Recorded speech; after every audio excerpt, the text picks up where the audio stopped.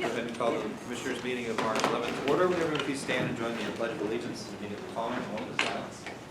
I pledge allegiance to the flag of the United States of America and to the republic for which it stands, one nation, under God, indivisible, with liberty and justice for all.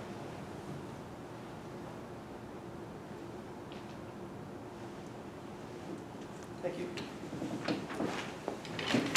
This meeting is being recorded and will be put on the county's YouTube channel in the near future. Since the last time the board met, I don't believe we've had an executive session. However, immediately following this meeting, we will be retiring to an executive session in order to talk about a possible amendment to the collective bargaining agreement, and I believe you want to discuss a potential lease or property acquisition, both of which are exempt, and that will be an official executive session. There are a couple of other instances where the board was together. Yesterday we had a meeting with the Rouse executive team. It was purely about Rouse Estate things, and we spent 5 minutes together with the elections director looking at what some of the changes were to the machines, purely informational. Any decisions were being made by elections. And on the 27th of February, I believe the other two commissioners met with the vendor for replacement of the elevators, which of course is an existing agreement, nothing new. So just presumably an update. Did I miss anything? Very good. In terms of correspondence, anything anyone wants to bring before the public? The only thing I wanted to bring was, let's see, there's liquid fuels audit, which we received from the Auditor General's office. Basically didn't find anything. And I also signed yesterday an amendment to the Corps of Engineers Dam Control Agreement, which has been in place for like 40 years. There was no budgetary difference. They just wanted to amend something minor, and I believe end the contract before the new one begins, so it's not any big deal. So I just want to let you know that I signed that. Any public comment? All right. On the agenda today, besides proclamations, we have the award for the Clarendon bids that we opened on Monday, agreement with Forest County for GIS planning shared position, repository tax bids, approval of parking lot change order, resolution 3154 supporting the CCAP 2020 priorities, and certification of the Maximus cost allocation report. Anything else that I'm missing? Very good. Have you had a chance to review the minutes from February 26th? Do they meet with your approval? All right. Commissioner Eggleston, would you read the Sunshine Week proclamation?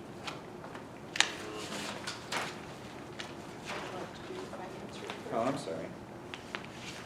Eric, would you like to do the finance report? No, thank you. You have the finance report in front of you. We're running right about where we were last year at this time.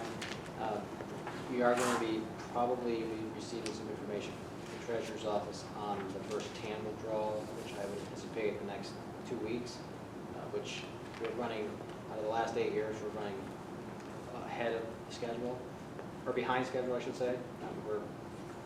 We're better than the last 5 of the last 8 years, I guess is what I'm trying to blunder out. Also, just 2 other quick things, if I can add. I know you talked about in the work session about the parking lot. We did go ahead and submit application for our P Corp and our P-Comp grants to cover a significant portion of that.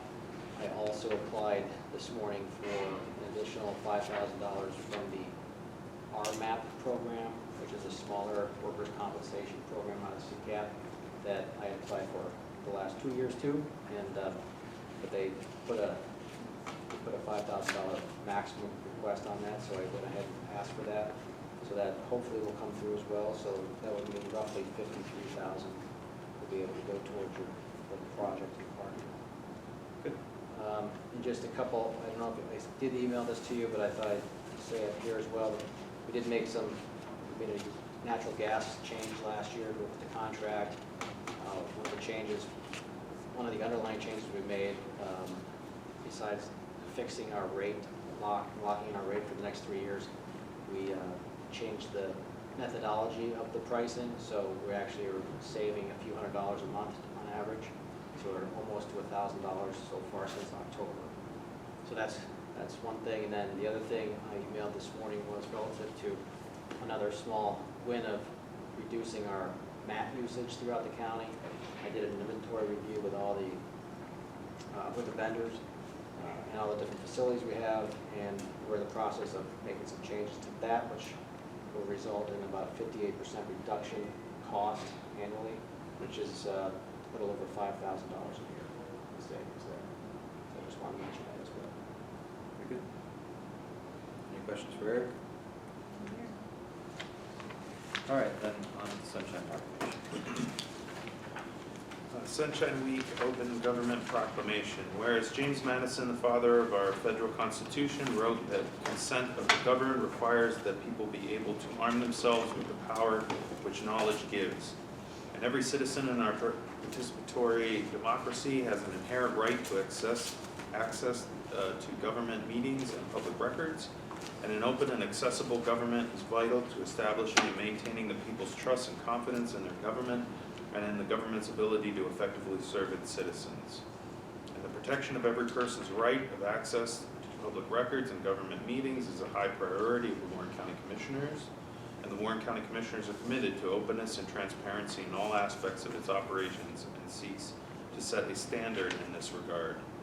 Now, therefore, the Warren County Commissioners commit during this Sunshine Week, March 15th to 21st, 2020, commemorating the anniversary of James Madison's birth, and throughout the year to work diligently to enhance the public's access to government records and information, to increase information provided electronically and online, and to ensure that all meetings of deliberative bodies under its jurisdiction and their committees are fully noticed and open to the public.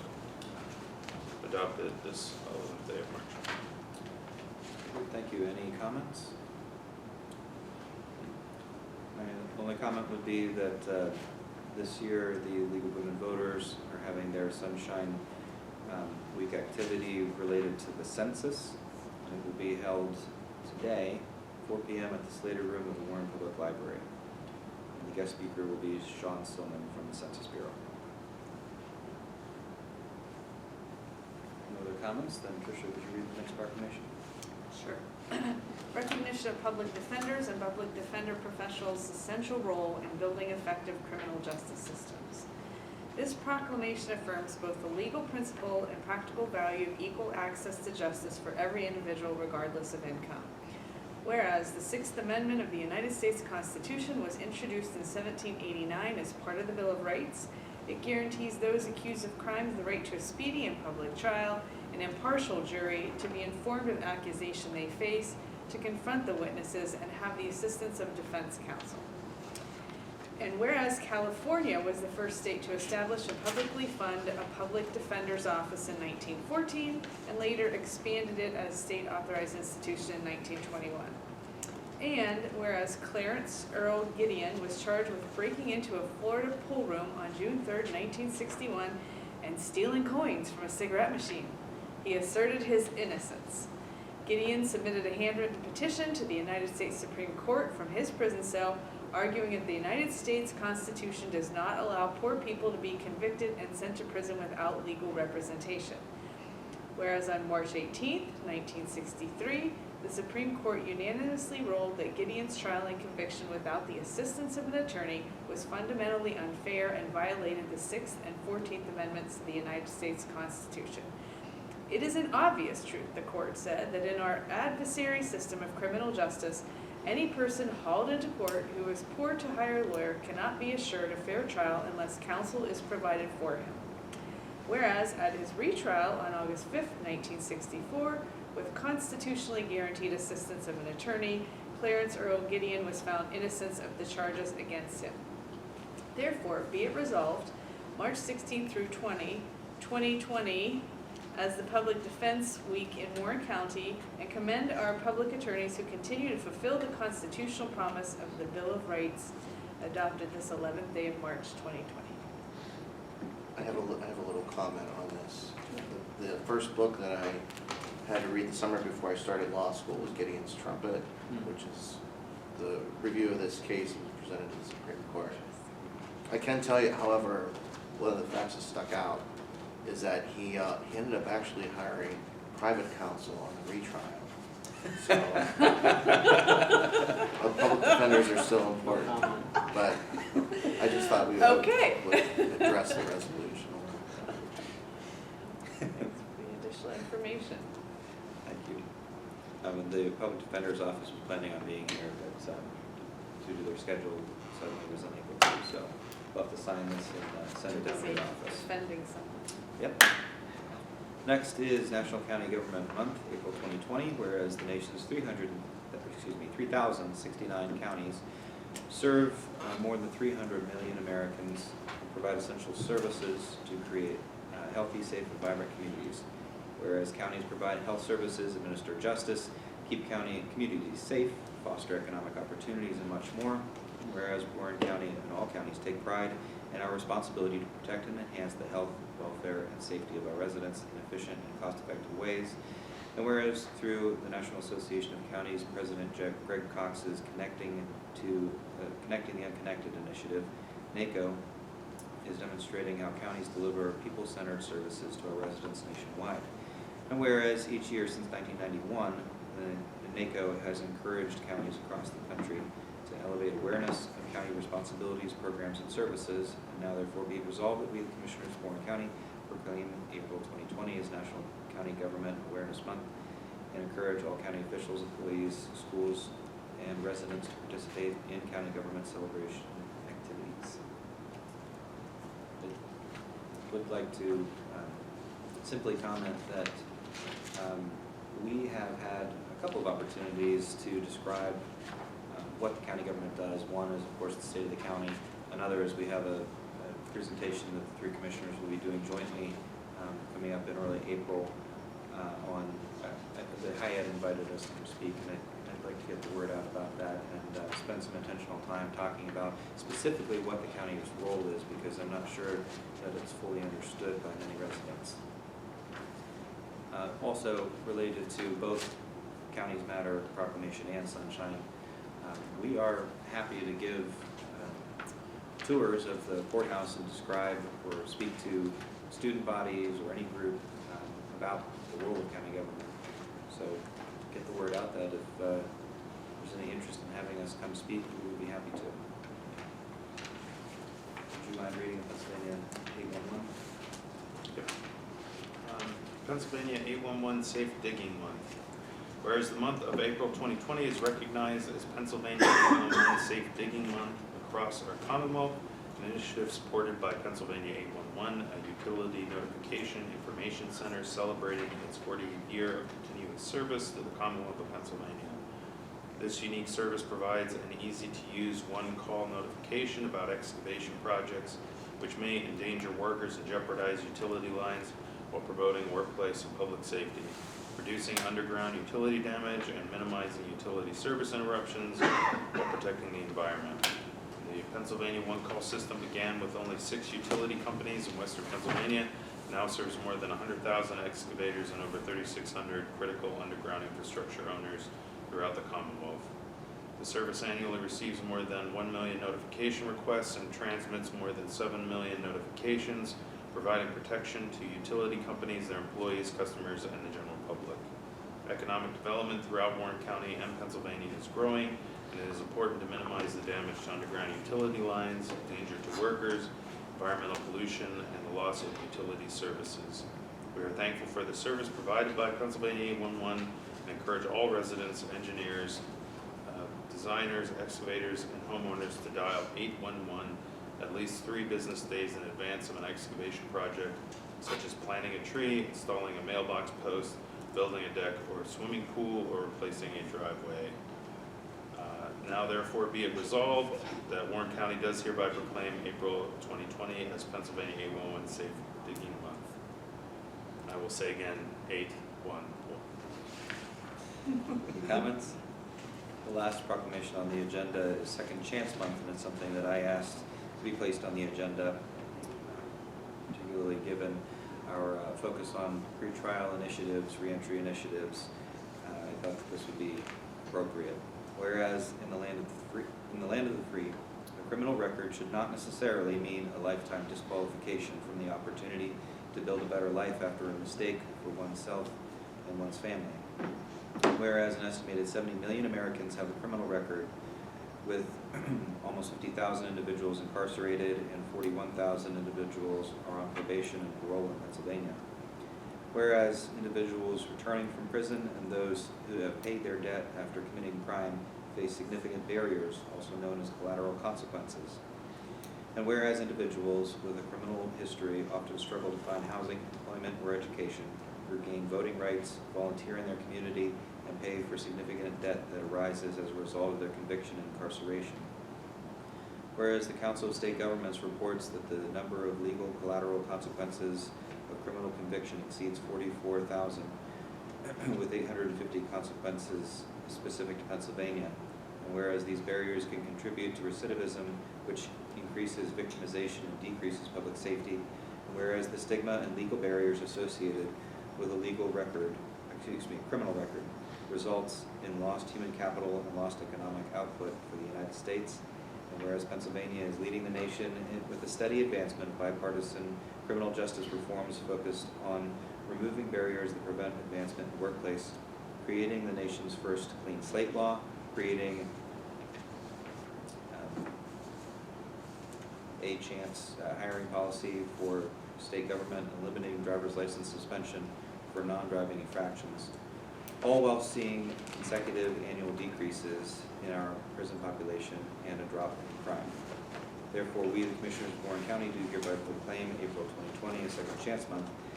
This designation contributes to increased public awareness about the need for closure for those who have paid their debt and opportunities for individuals, employers, congregations, and communities to extend second chances. Comments? Hearing none, I would ask for a motion to approve the agenda, the minutes, the finance report, and the proclamations. I'll make that move. I will second. Motion made and seconded, discussion. All those in favor, please state aye. Aye. Opposed? Likewise. Motion carries. All right, no old business. First on the agenda is notice to award. On Monday, we opened bids for Ellison Street and Miley Avenue reconstruction in Clarendon. Lindy Paving came in as the lowest bid, which we are bringing to the board to accept at a total of $160,165. Did I say that right? $160,000. Any questions? I ask for a motion to award the bid. I will make that motion to award the bid to Lindy Paving. I will second. Motion made and seconded, discussion. All those in favor, please state aye. Aye. Motion carries. Did you state that this was a CDBG project?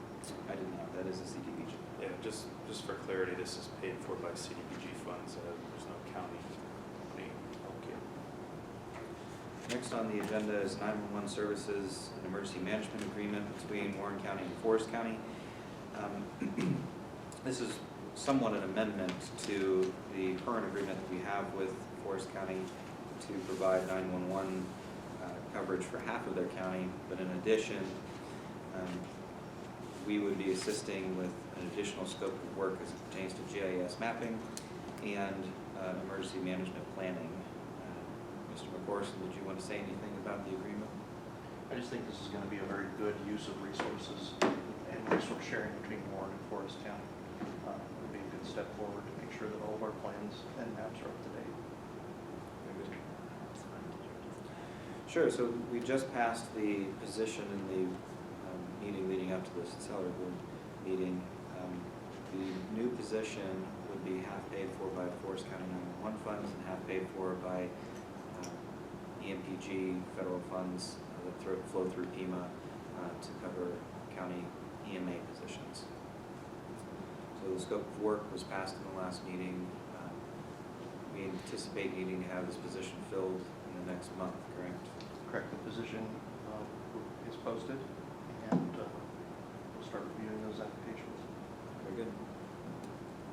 and so it's currently open if anyone knows anyone that would like to apply for the EMA position. This has not been seen by the Forest Solicitor, correct?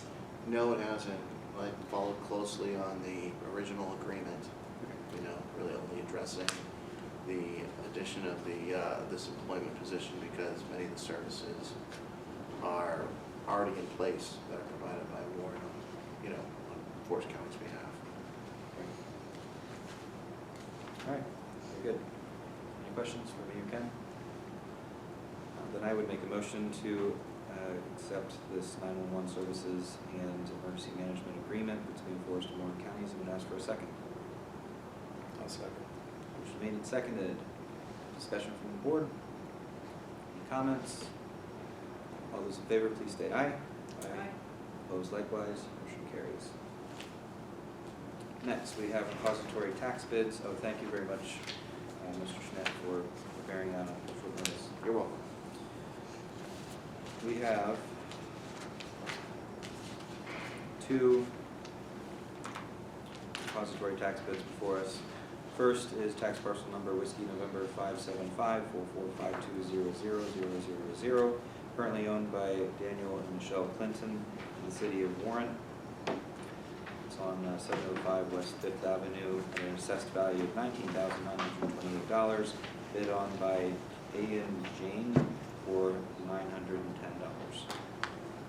The second one is Tango Delta 005563740011, currently owned by John Falkman Jr. in Limestone Township on Queen Road at an assessed value of $4,529, bid on by David Say Jr. for $300. Any questions? If not, I would ask for a motion to accept both bids.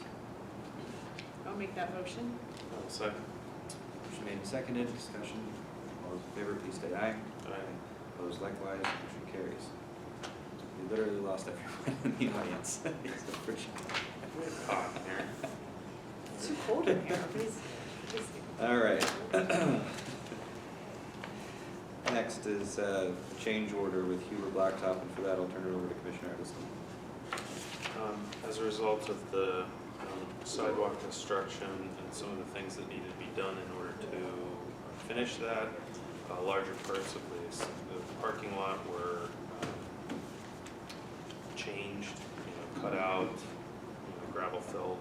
So it changed the scope of the paving project, and so this is a revised quote, or I should say change order from the previous quote. I don't have the exact number of the original quote in front of me. It was in the neighborhood of $45,000, I believe.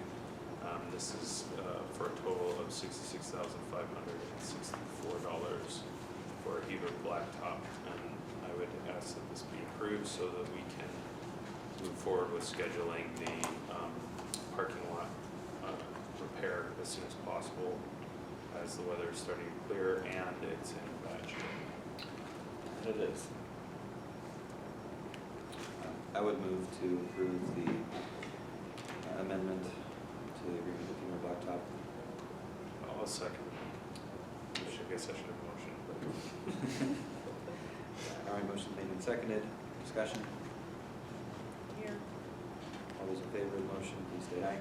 Aye. Opposed likewise, motion carries. Next, resolution 3,154. This resolution is affirming the 2020 priorities that the County Commissioners Association of Pennsylvania set. I actually listed them in the State of the County address and how nicely they coincided with the priorities that the commissioners have set for Warren County. But just to highlight a couple, the behavioral health crisis is something that the county commissioners across the state recognize as critical, as well as emergency medical services. Both of those coincide with what we're spending time and effort on. County property tax reform is another highlight. Must be missing these two more, right? Broadband internet, yeah, which is another one of ours, and probation funding is another. The there's interest, I would encourage anyone to go, that is interested to go to the County Commissioners Association website, and I believe that's pacounties.org. There's much more detailed information about what policy recommendations CCAP has, and I believe that we all affirm those. So with that, I would ask for a motion to approve Resolution 3154 in support of CCAP 2020 priorities. I'll make that motion. I'll second. Motion made and seconded, discussion. I'd just like to thank Commissioner Kaplan and Chief Clerk Pam Abbey for drafting this. This is actually incredibly helpful, as it is my intention to do advocacy both on the human services side for the request for increased funding from the state, and then also for broadband expansion. And actually, we'll use this as a tool in order to help with that, especially in communicating with state representatives, state senators. And it's very helpful. Thank you. Very good. All those in favor of a motion to approve resolution 4, please state aye. Aye. Motion carries. Next is, I'm asking for you to authorize me to sign a certificate of cost allocation plan, which Maximus has, they've already turned it in, correct? It's ready to be turned into the state. So this cost allocation plan essentially divvies up costs and allows the fiscal office to bill departments such as domestic relations, To a lesser extent, human human services. services, et cetera, for services that the county provides in terms of administration. That don't necessarily have a real tangible invoice or something attached to it that we can very obviously reimburse ourselves for. Anything else you want to add? No. So last year was the first year we worked with Maximus on this. Previously, we tried to do it within our own fiscal office, and Now, we were missing a lot historically, my understanding, and so now we're using Maximus as a vendor to do all the spreadsheet work and pull all the information. And they've worked with the state and a lot of other municipalities, so the state knows them well and trusts their work. So the full report, 163 pages of it, is what gets submitted to the state once we sign off on it. Domestics, they're the dominant one that we receive some reimbursements from, but human services to a lesser extent as well. So this is similar to what we approved last year. So those captures some of the overhead costs that we have historically drafted for. We were leaving local money on the table for the taxpayer. I was just going to say it's important to note that part of this is the result of the audit that was done by the state in the domestic relations office. although we had been contracted with Maximus, they essentially mandated that we use Maximus for the cost allocation plan. And this is a good thing because we will get more money from the state.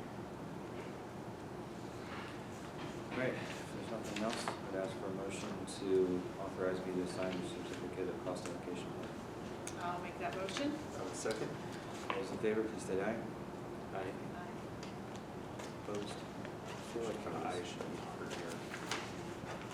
I feel like everybody's getting lulled into sleep.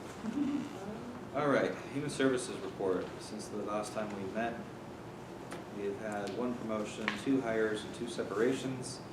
Chris Lyon was hired on the 2nd as a 911 telecommunicator at a rate of $16.74, and Persephone Parkins hired the same date, same title, same rates. Shashawn Mays was promoted to from a telecommunicator to quality assurance training administrator at an annual salary of $43,680. Jeffrey Capra and Connie Snyder both left Children and Youth Services as caseworkers on the 6th. I'd ask for a motion to ratify the Human Resources report. I'll make that motion. A second. All those in favor, please state aye. Aye. Very good.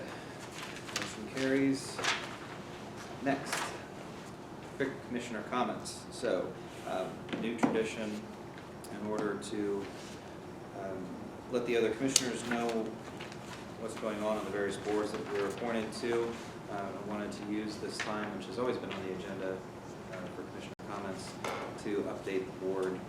It doesn't make sense really to do it at a work session, for no other reason it's the beginning of the week, but also because it's weekly, whereas this I think will do a better job of capturing what's happened over the last month. Conservation District. I attended the landowners conference on the 29th. There were some very concerning reports related to how much damage woodlands are seeing due to the deer as well as woolly adelgia and the potential of spotted lanternfly making it up this way. It started in Berks County maybe 4 or 5 years ago or so and has really spread out to most of the border of the state. And we're probably going to see it relatively soon if we don't have a deep, hard, cold winter. So it could be as early as this year. They're advising travel precautions, checking your vehicles if you're down in the Philadelphia area to make sure that you're not transporting them back.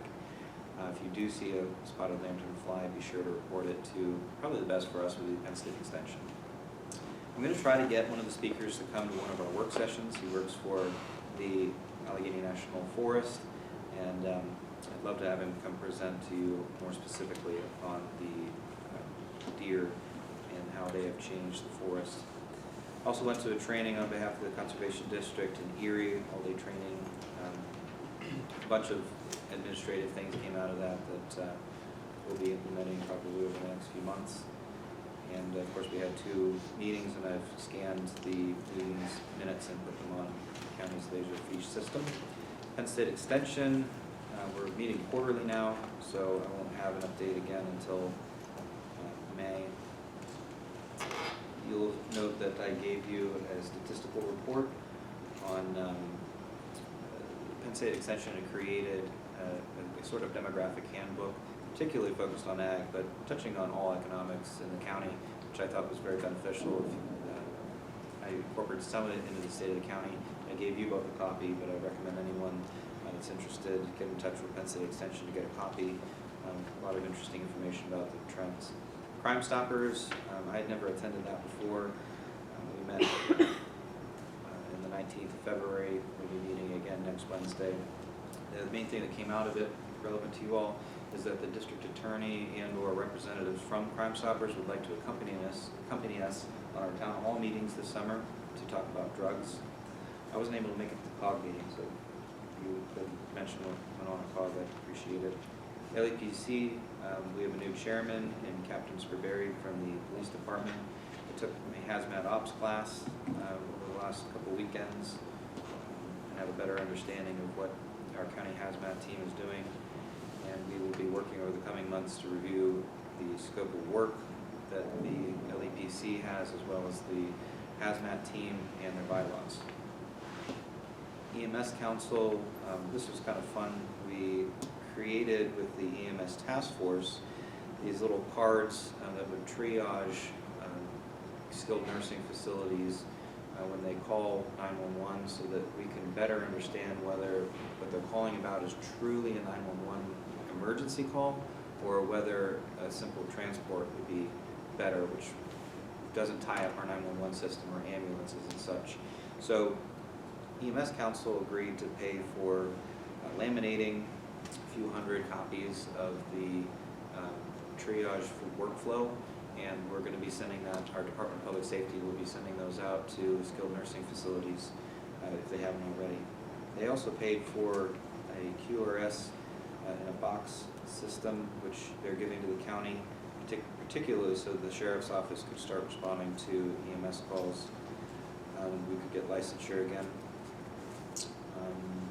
Let's see, and the main reason we need to keep EMS Council on our radar is that either they or the county are probably the most likely organizations to hire an EMS coordinator, which is one of the primary recommendations coming out of the EMS Task Force report. I don't think it's something that should reside in the county long term, but I could see, within the county government as a county employee for a long term, but I could see either us or EMS Council serving that role for a time. afraid I didn't make it to the WCCBI board meeting, so I don't have anything to report there. The Northwest Commission came and met with us. That is the Innovault team a couple weeks ago, and they agreed to be the fiduciary agent for our microloan program, which is very exciting and very grateful to them for willingness to step in. Lastly, for me, we have our CCAP Community and Economic Development Board meeting, committee meeting coming up at the CCAP conference, which I believe is not next week, following? Yes. Yes, well, Yeah, and I'll be chairing that, so at this time, we as a committee are looking for topics that you think we should be spending time researching in the coming months so that it can become a priority for next year.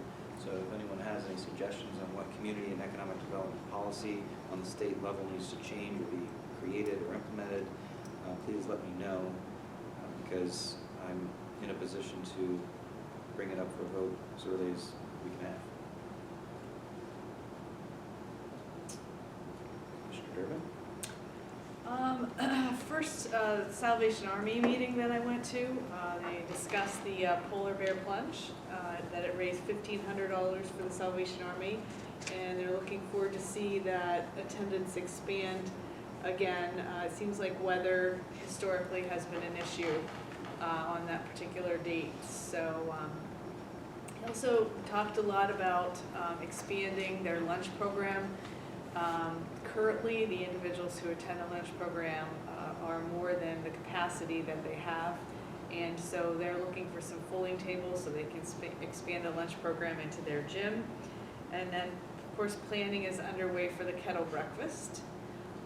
This summer, they're expanding their summer program by 1 week, and there are, as a result of expanding costs, it continues to challenge their budget, and they are looking toward different ways to cut costs to meet what contributions and revenue are coming in. I also attended the Visitors Bureau meeting for 2020.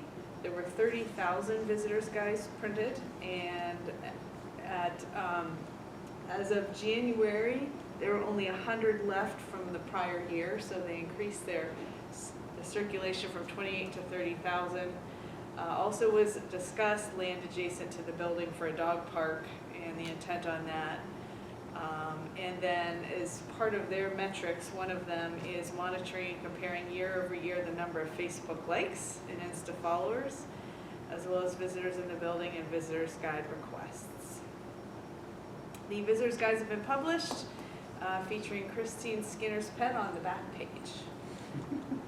So Northwest Job Connect, they approved the BCT Partners as a workforce needs assessment vendor for the region.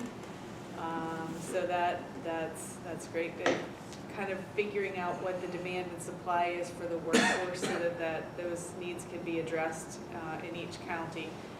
Also, the Labor Market Information Forum is going to be held in Erie, PA. Usually this is held in larger markets, but the director convinced them to move to closer to our home, and so that's Erie, and there'll be more additional information related to that. Lastly, the state has a plan of 5 broad goals that were discussed, and Governor Wolf put those out to each one of the Job Connect regions, and they are going to work together to see how they relate specifically to local recommendations from the command center.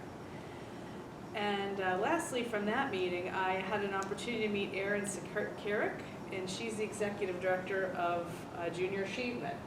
We currently do not have a Junior Achievement in Warren County, and she's interested in having one provide services here. The first thing that needs to be done to do that is to establish a board. So in the event that any of you know anyone interested or want to be interested in the Junior Achievement Board, open to all, let me know. And I do have a connection and a colleague actually who's interested, and so we're eager to see that becoming part of our county community services. Talk a little bit about what Junior Achievement is. Yeah, I had that question. I had this memory from like a long time ago. Maybe it was, how long has it been around? I don't know how long it's been around. my understanding of it, I don't have a broad understanding of junior achievement, but my understanding is there are courses and classes that are put into the school by volunteers to educate children on in different areas like budgeting and reconciling a checkbook and those types of things that help really with life skills as they continue to grow. Sounds very admirable, and be happy to help try to form a board. Yeah, if you have any information, send it along. Okay, I will definitely send you her contact information. And then lastly, the areas on aging, I went to that meeting, and their reimbursement for services is transitioning. They're leaving the fee-for-service, they're going to a managed care model. It seemed that there was some concern that this may affect how many individuals will and what types of services are going to get provided in Warren County, and they have saw that they may have a reduction in revenue up to about $800,000. So, The move to managed care is going to be a major problem for our agency on aging. It's been something that everybo's kind of felt was a foregone conclusion since the decision was made at the state level, but I would consider it a very poor decision. The good thing that I've heard is that they're, at the very least, they're considering rebidding the contract for, I can't remember what the term, I'm drawing a blank on the term, but basically where they bring people in for Medicare, Medicaid, through Maximus, and hopefully there'll be an opportunity for their agencies on aging to bid on their region and be able to take that back over, and that would be a huge thing for them, because that's what they did for years and were very good at it, and Maximus, by all accounts, including larger and smaller counties, has been a complete disaster, so. that's Jeff, anything? I attended the COG meeting. Gary Lester gave a riveting, stirring presentation of Leadership Warren. It was very fun meeting, and I enjoyed it. That's it. I don't have anything else to report. If there's nothing further, then I ask for a motion to adjourn. I will make that motion. I will second. Those in favor? Aye. Aye. We're adjourned. Thank you. Yep. And we're going directly down to the Commissioners' Conference room for our